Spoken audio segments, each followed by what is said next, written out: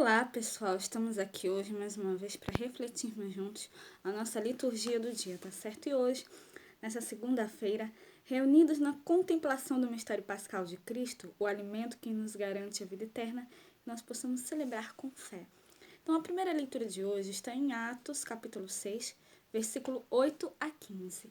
Atos, capítulo 6, versículo 8 a 15.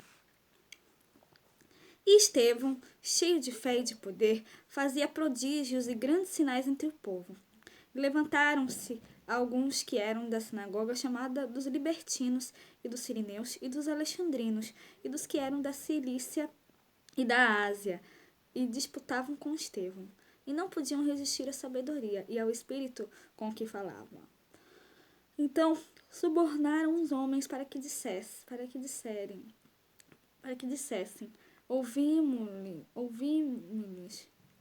Ouvimos-los proferir palavras blasfemas contra Moisés e contra Deus. E excitaram o povo e os anciãos, os escribas, investindo contra eles, o arrebataram e o levaram ao conselho. E apresentaram falsas testemunhas que diziam: Este homem não cessa de proferir palavras blasfemas contra esse santo lugar e a lei.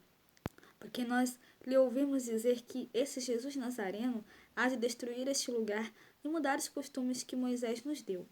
Então todos os que estavam assentados no conselho, fixando os olhos nele, viram seu rosto como o rosto de um anjo.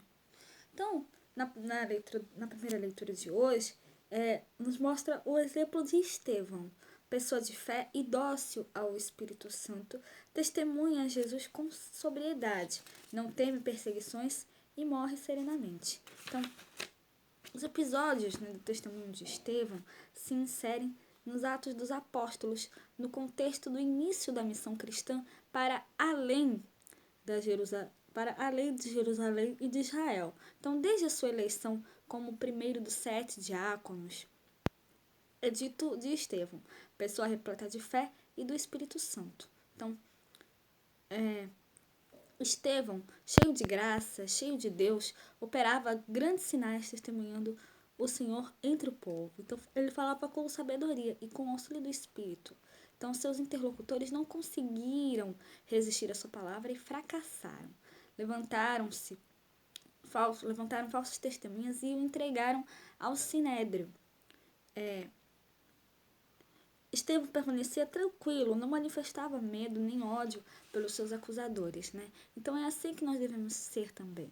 Nós devemos permanecer tranquilos, não temer os obstáculos, não temer as dificuldades, porque Deus está sempre conosco, tá certo?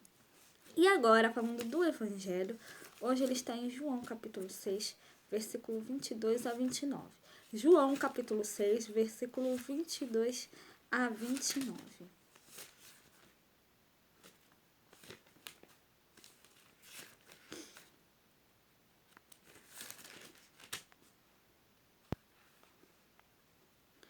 No dia seguinte, a multidão que estava da outra banda do mar, vendo que não havia ali mais do que um barquinho, que Jesus não entrara com seus discípulos naquele barquinho, mas que os seus discípulos tinham ido sós.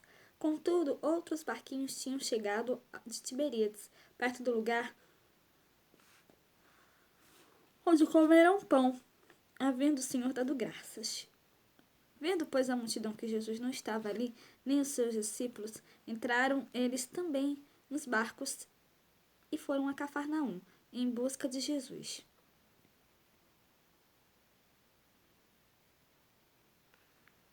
Quando o encontraram no outro lado do mar, perguntaram-lhe: Rabi, quando chegaste aqui?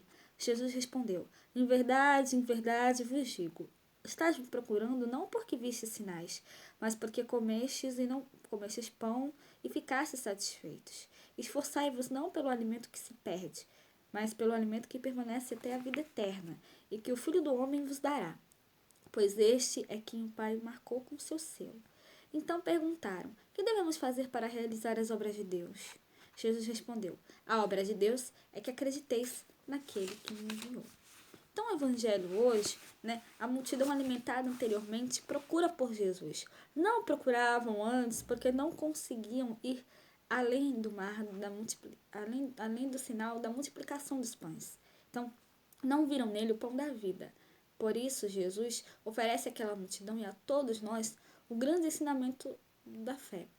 Esforçai-vos, não pelo alimento que se perde, mas pelo alimento que permanece até a vida eterna.